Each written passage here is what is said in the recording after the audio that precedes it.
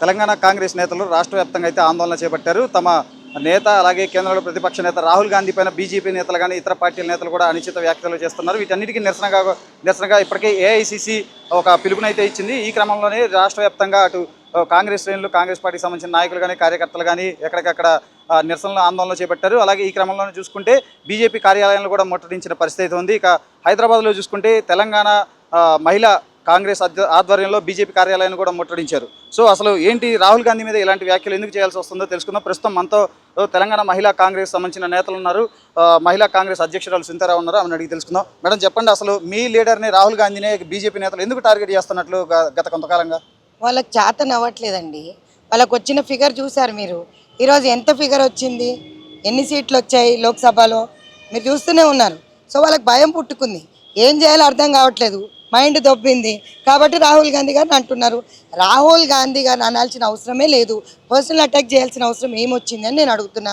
రాహుల్ గాంధీ గారిని ఒకరు అంటారు, ఒక నాయకుడు అంటాడు ఈరోజు 11 లక్షలు ఇస్తాం, నాలుకే ఘోష తీసుకురమ్మంటారు.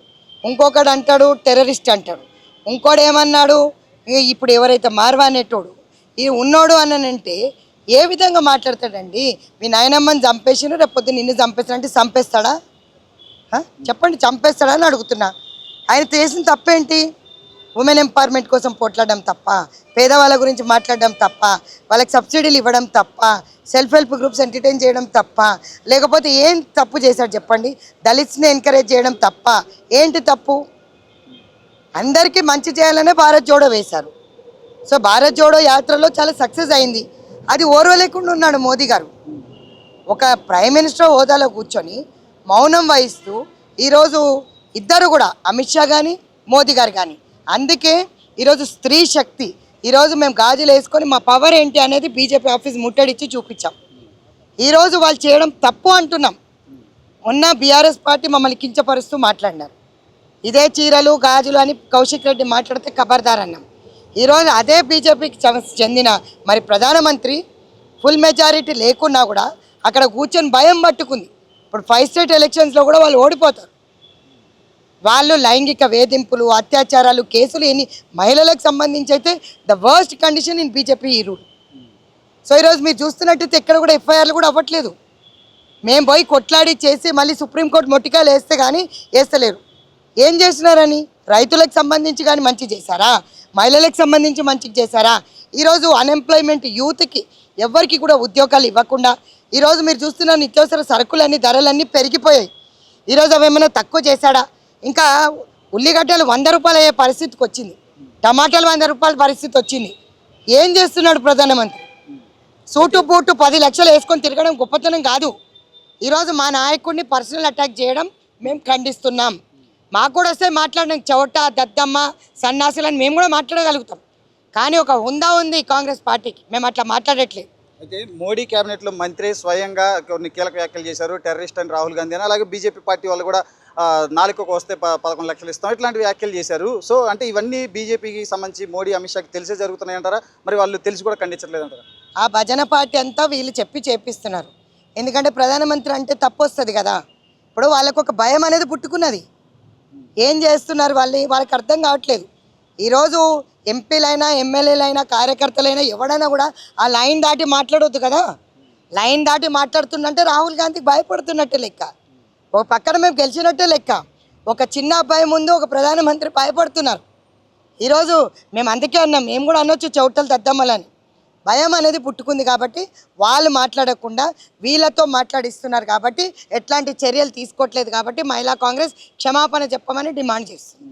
అయితే రాహుల్ గాంధీ విదేశీ టూర్లకు వెళ్ళినప్పుడు భారతదేశాన్ని అవమానపరిచేలాగా, ప్రజాస్వామ్యాన్ని కించపరిచేలా మాట్లాడుతున్నారని చెప్పి కూడా బీజేపీ వాళ్ళు ఆరోపణలు చేస్తున్నారు. ఏం చెప్తారు? ఎందుకంటే మొన్న ఈ మధ్య అమెరికా పర్యటనలో కూడా రాహుల్ గాంధీ చాలా కీలకమైన వ్యాఖ్యలు, చాలా మాటలు కూడా మాట్లాడారు.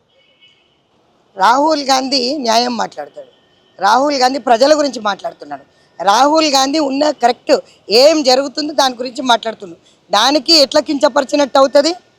ఈరోజు మా పిల్లలు చదువుకోలేకపోతున్నారు, 2 పూటలు తినలేకపోతున్నారు. ఈరోజు ఎక్కడ పడిపోయింది? మన్మోహన్ సింగ్ గారు ఉన్నప్పుడు గ్యాస్ ధరలు ఏముండే, పెట్రోల్ ధరలు ఏముండే, డీజిల్ ధరలు ఏముండే, నిత్యావసర సరుకుల ధరలు ఏముండే? మీరు ఆలోచించాలి తమ్ముడు. అది కూడా he is talking facts. Rahul ji is speaking facts. Rahul ji is fighting for poor people. Today is fighting in the democracy. ఈరోజు ప్రతి ఒక్కరికి న్యాయం జరగాలి, జాబ్స్ రావాలి, మహంగాయి కమ్ కరో, నఫరత్కు తోడో అంటున్నాడు. ప్యార్ మొహబ్బత్ అనేది తీసుకురావాలి. ప్రతి దగ్గర కూడా వీళ్ళు హింస, మతతత్వ రాజకీయాలు చేస్తూ హింసను ప్రేరేపిస్తూ ముందుకు తీసుకెళ్తున్నారు. ఈరోజు హిందూ ముస్లింకు గొడవలు పెడుతున్నారు. ఎందుకండి? ఇప్పుడు చేయి కోసి చూసుకుంటే వాడి రక్తం ఎరిపోయి మా రక్తం ఎరిపోయి. ఇక్కడ ఉన్న చెల్లెళ్ళల్లో ముస్లిం చెల్లె ఉంది, హిందూ చెల్లె ఉన్నది. ఇక్కడ చూస్తున్నారు, ఇద్దరు కలిసి పనిచేస్తున్నారు. కానీ మతతత్వ రాజకీయాలు ఎంటర్టైన్ చేస్తూ ఈ విధంగా పర్సనల్ దాడి చేస్తున్నారు చూడు మోదీ గారు, అది మేము ఖండిస్తున్నాం. ఇక్కడ ఉన్న 8 మంది ఎంపీలు మరి ఏం చేస్తున్నారు? నోరెందుకు మూసుకొని కూర్చుంటున్నారు? ఏ ఒక్కరు కూడా ప్రధానమంత్రికి చెప్పే ధైర్యం లేదా? అమిత్ షాకి చెప్పే ధైర్యం లేదా? ఇక్కడికైతే మోదీ వస్తాడు కదా, మా మహిళా ఓటు బ్యాంక్ తోటే గెలిచిండు కదా 8 కూడా. మరి వాళ్ళకు కూడా బుద్ధి చెప్తాం రాబోయే కాలంలో. సో ఇట్లాంటి చర్యలు మానుకుంటే మీకు మంచిది, మాకు మంచిది. మీకన్నా ఎక్కువ మాట్లాడుతాం మేము, మీకన్నా ఎక్కువ సంస్కృతం వస్తుంది మాకు. మరి మేము బయటికి వెళ్ళినామంటే ఒక రేంజ్లో ఉండదు మహిళా కాంగ్రెస్. మొగోళ్ళేమో కానీ ఆడవాళ్ళు మాత్రం ఈరోజు చూపించినాం కదా, గాజులకున్న శక్తి, పవర్ ఈరోజు ముట్టడి చేసి చూపించినాం. ఇక్కడ కూర్చున్నారు, ఇదే గాజులు రేపు పొద్దున మిమ్మల్ని దించేస్తాయి. మా మహిళలను కించపరుస్తూ మాట్లాడినందుకు వాళ్ళని బొందబెట్టినారు బీఆర్ఎస్ని. ఈరోజు వీళ్ళకు కూడా అదే గతి పడుతుంది. రాబోయే కాలంలో లోకల్ బాడీ ఎలక్షన్స్ ఉన్నాయి, చిత్తుగా ఓడియకపోతే మా పేరు కాదు. అయితే ఈ ఇష్యూకి సంబంధించి ఇప్పటికే దేశవ్యాప్తంగా ఆందోళన చేపట్టారు, రాష్ట్ర వ్యాప్తంగా కూడా ఎక్కడికక్కడ నిరసనలు తెలుపుతున్నారు, పోలీస్ స్టేషన్లో కూడా కంప్లైంట్ ఇచ్చారు. మరి తదుపరి మీ కార్యాచరణ ఎలా ఉండబోతుంది, ఏం చేయబోతున్నారు అసలు? నోటీస్ ఇవ్వకపోతే రేపు వెళ్తాం, అక్నాలజ్మెంట్ ఇచ్చారు, కేసు రిజిస్టర్ చేయాలని చెప్పి డిమాండ్ చేస్తున్నాం. నేను కూడా ఒక అడ్వకేట్నే, ఖచ్చితంగా డ్రాఫ్ట్ చేసి కంప్లైంట్ ఇచ్చి వచ్చాం.